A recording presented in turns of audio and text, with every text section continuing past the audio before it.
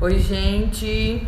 Vamos começar mais uma resenha e nós estamos estudando esse livro aqui, Educação Física Escolar, Referenciais do Ensino de Qualidade, e hoje a gente vai começar com um artigo sobre avaliação das aprendizagens em educação física.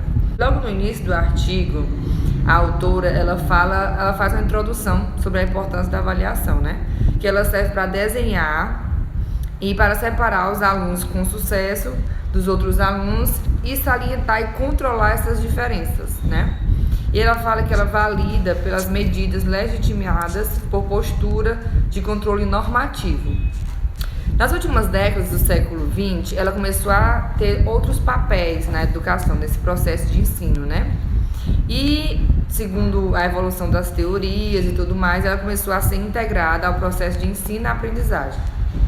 Com a nova missão da escola, ele começou a assumir outro propósito, que é de providenciar o suporte e orientação para o ensino regular e ajudar no processo de forma a promover o sucesso de todos dentro desse processo de ensino e aprendizagem, dentro da escola. E aí começou-se a repensar esses papéis, tanto do aluno quanto do professor neste processo. E aí veio algumas facetas dessa evolução, né? O que foi? Que todos os alunos eles podem e devem aprender, que a avaliação ela deve ser usada para produzir melhorias na aprendizagem e começaram a repensar o que seria essa qualidade, né? E integrou a avaliação dentro desse processo. O peso da avaliação ele começou a ser como um controle e uma prestação de contas, né? Que não deixa por lado, né, que acaba deixando por lado o papel da promoção da confiança social no sistema educativo, mas não pode ser baseado no contexto de um eixo orientador, ok? A qualidade das aprendizagens de hoje deve ser observada nas respostas aos desafios de amanhã. Achei bem interessante essa frase.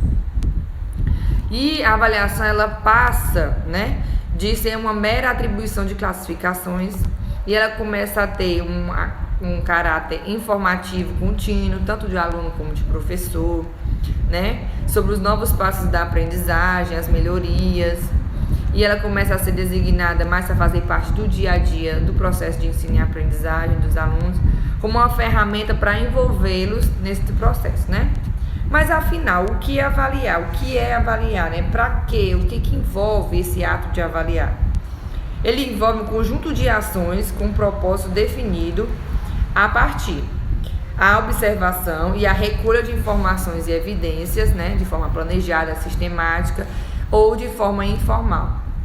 E através da formulação de um juízo de valor, uma tomada de decisão, uma nova observação e recolha de informações e aí assim verificar todo esse processo.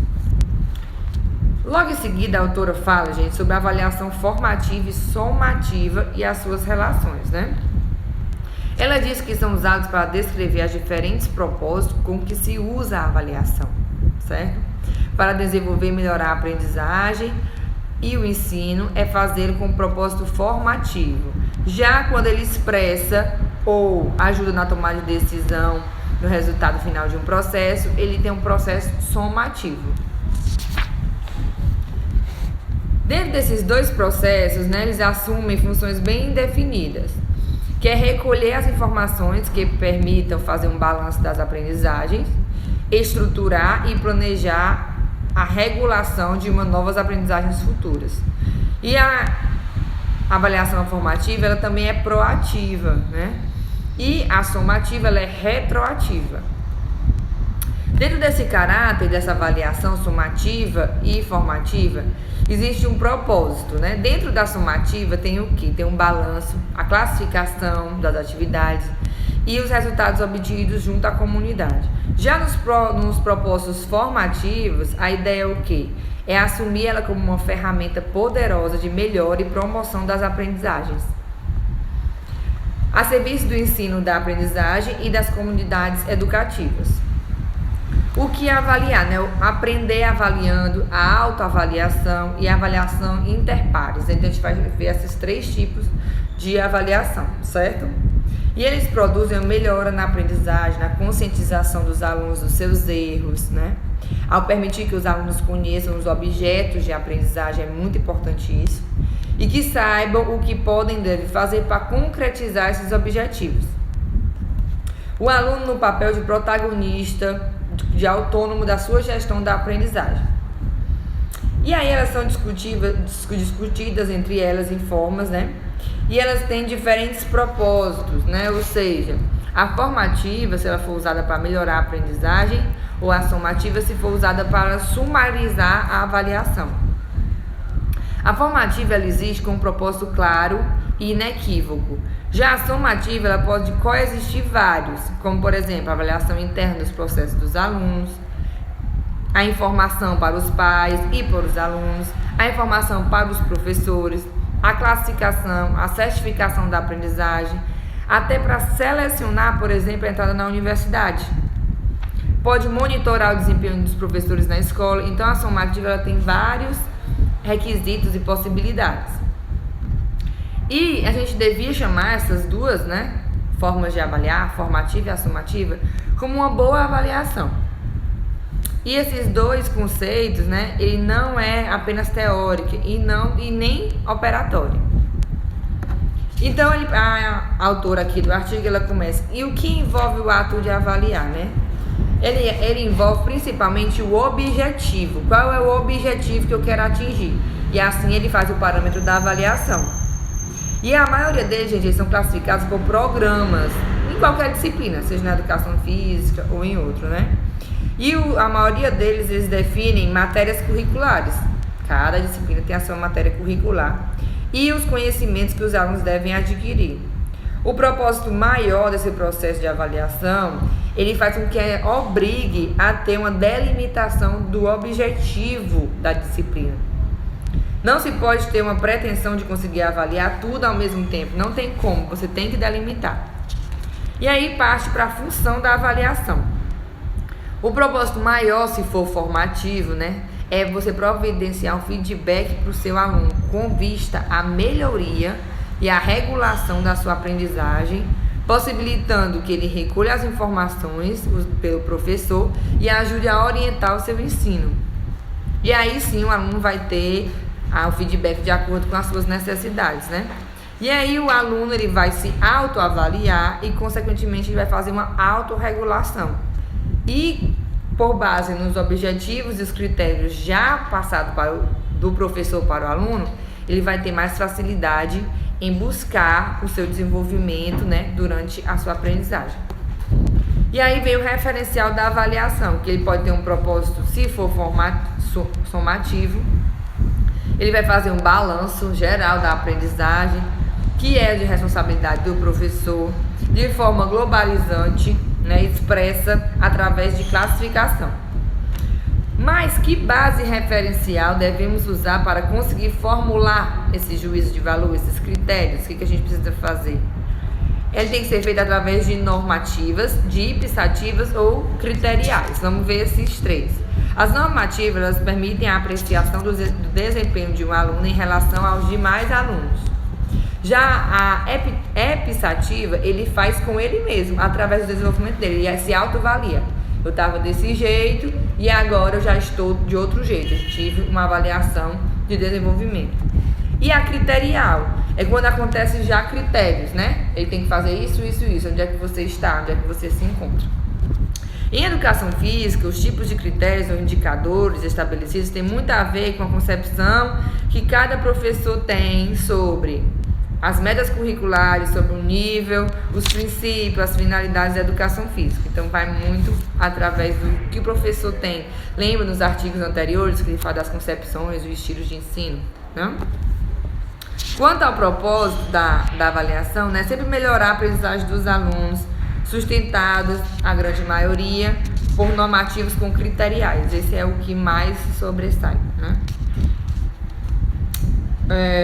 O propósito final da avaliação é sempre fazer um balanço final das aprendizagens dos alunos e identificar o sucesso ou insucesso, ou qualificar e classificar o seu desempenho através da disciplina. E aí eles acabam sempre indo para o referencial de critérios, né? Os criteriais. E aí ela passa para os momentos da avaliação, né? A avaliação formativa tem sempre de ser implementada durante o processo, né? Tendo como base o fazer um balanço e não ter a pretensão de melhorar a aprendizagem. Há quem considere o sinônimo da avaliação formativa a avaliação ser contínua, né? Outro ponto também é que ele fala sobre a somativa. Onde é que tem esse momento da somativa? Por exemplo, quando o aluno ele não consegue ter a melhora da sua aprendizagem, né? Ele precisa ter os feedbacks sobre os erros que cometeu, para ele começar a ter oportunidade e melhorar a sua aprendizagem. Depois ela fala sobre as responsabilidades do agente da avaliação, né? As responsabilidades do professor na hora de fazer a avaliação. E são diferentes, né? Com o propósito de melhorar a aprendizagem ou o propósito de fazer um balanço final. A responsabilidade da avaliação somativa é do professor e ela visa analisar os desempenhos dos alunos à luz de um conjunto de critérios. Essa é na avaliação somativa. Já na formativa, ela é tanto do professor quanto do aluno. E aí ele vai recorrer a técnicas e estratégias para ele usar o feedback, né, que não tem uma ausência ou uma presença específica, mas ele tem um aspecto central nesse controle dessa avaliação. E sempre referenciado a objetivos e os critérios da avaliação. E aí chega a avaliação, a autoavaliação e a avaliação interpares, que é bem interessante, olha só. As avaliações, né, as atividades da autoavaliação, elas podem ser desenvolvidas tanto dentro como fora da sala de aula. E ela permite que o aluno reflita sobre tudo o que aconteceu e ele mesmo emita um juízo de valor sobre aquela aprendizagem através dos critérios objetivos que o professor já colocou, né? E aí isso vai requerer dele muita autonomia, né, e uma competência transversal de tudo que está acontecendo durante sua aprendizagem. Na avaliação interpares se observa uma forma de feedback a fim de refletir e definir novos passos de aprendizagem, identificando sua fragilidade e potencialidades através das áreas que eles precisam melhorar. E a interpares é feita entre os próprios alunos. E estudos comprovam que é muito eficiente entre os alunos, né? E que eles conseguem sim avaliar e promover as aprendizagens dos seus colegas. A pessoa às vezes tem medo, né, de fazer essas interpares, para os alunos não terem às vezes maturidade de fazer isso. Mas com o tempo eles vão criando essa maturidade, essa autonomia, essa responsabilidade de dar o feedback para o colega. E tem muita eficiência segundo os estudos. Os planos de avaliação, né? Toda avaliação a gente já tem que ser muito bem planejada. A diferença dela tem que ser a mais flexível possível. Não quer dizer que o professor não vá evidenciar as decorrências das avaliações informais, ou seja, as avaliações testes, né? Aqueles testes mais conhecidos. Não é que vai fazer isso, certo? Abandonar esses tipos de teste. Os métodos de recolha das evidências e instrumentos de avaliação. Outro ponto aqui do artigo. Existem muitos instrumentos, vários tipos deles, e o que se faz com as informações recolhidas e o juízo de valor que emitimos sobre essas bases de evidências, né, é muito importante ter esse cuidado. E é ele que vai determinar se é formativo ou somativo o seu tipo de avaliação. Na disciplina de educação física, é muito comum, obviamente, a avaliação ser feita em ação. O que é isso? Constitui uma diferença fundamental e não pode ser vista de forma clara nas outras disciplinas, né?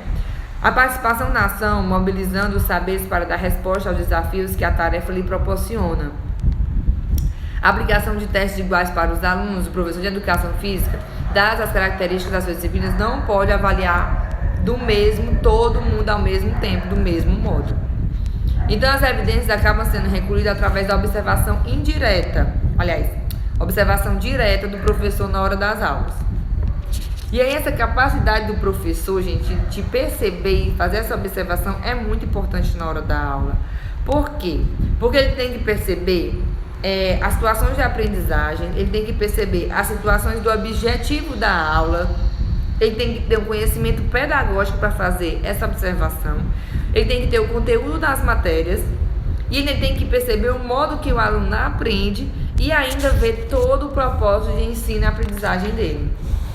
E tudo isso, gente, dentro do momento da aula de educação física. Então é muito importante sempre estar fazendo a mobilização dos saberes em ação, tanto individual como em grupo, para ajudar nesse processo de avaliação, certo? E deixar bem claro para o aluno sempre os objetivos que ele tem, o referencial que ele usa para fazer a avaliação. E dentro dessa avaliação, a gente tem três pressupostos muito importantes. O primeiro deles é a finalidade e o objetivo da aprendizagem dos alunos em educação física. Isso tem que ficar muito claro, tem que ser um ponto central das aulas, e ele é muito definido sobre os programas de educação física, né, que já são aquela coisa central nivelada. O segundo pressuposto é o compromisso coletivo com o desenvolvimento da educação física. Então, todos têm que estar assegurados com recurso e mecanismo para poder ter um referencial e metas traçadas. Avaliar periodicamente a qualidade das aulas, tomar medidas em função para evidenciar uma perspectiva de melhora contínua do sistema. E o terceiro pressuposto é o quê? Sem diferenciação não há uma verdadeira igualdade de oportunidades. Todos os alunos podem e devem aprender, mas todos eles são diferentes. As fragilidades de um podem ser a potencialidade de outro, e vice-versa. Igualdade de oportunidades não é tratar todos da mesma maneira, pelo contrário. Só diferenciando é que a gente inclui, só diferenciando é que se aprende, só diferenciando é que se procura o sucesso. E aí vem os aspectos operacionais, né? Que é a avaliação inicial como suporte das decisões de planejamento. É muito importante estar definindo os objetivos que você quer para você poder ter sucesso no seu planejamento. E só assim começar a fazer uma avaliação de acordo com como os alunos estão ou como os alunos deveriam estar. E aí ele começa a orientar o ensino em função das necessidades formativas do aluno, né? Principalmente se eles não desistem das atividades, se eles estão motivados ou não. E deixa de lado o foco da aprendizagem e passa a ser uma tarefa de ensino, que não é tão interessante assim durante as aulas, né? Se foca na tarefa de ensino e não na efetividade da aprendizagem, e aí vem a pergunta: o que é que eu vou dar hoje? Em vez da pergunta: o que é que os alunos vão aprender hoje? O que é que o professor ensina? Seria bom que pudéssemos responder o que os alunos precisam. Se as necessidades formativas dos nossos alunos, tomando por referencial os objetivos da aula, são diferentes, temos de planejar e orientar o nosso ensino também de forma diferente. Como ainda não sabemos, temos que avaliar para poder a gente saber como é que ele está e assim definir os objetivos. Precisamos identificar as necessidades formativas dos alunos para tomar como referência as metas de aprendizagem e assim planejar através da avaliação, de forma a incluir os alunos, orientá-los, identificar ritmos de aprendizagem, os níveis iniciais e possibilitar o desenvolvimento de todos eles. Orientar o ensino de uma forma diferenciada, planejar o processo de ensino de aprendizagem no sentido e com intencionalidade. Os professores devem utilizar os mesmos procedimentos de avaliação inicial, para mais tarde se reunir, analisar e tomar as decisões cabíveis para toda a instituição, a escola, né? Construir um protocolo, delimitar o objetivo, né? As situações da forma de avaliar e os critérios para essa avaliação. Depois analisar e assim criar um planejamento para assim executar a aula. A avaliação como suporte de reorientação do ensino e regulação das aprendizagens. É outra parte também que a avaliação é muito importante. Por isso, o planejamento deve ser flexível e o ensino deve ser reorientado sempre que houver uma avaliação, recolhendo as informações e assim orientar o ensino.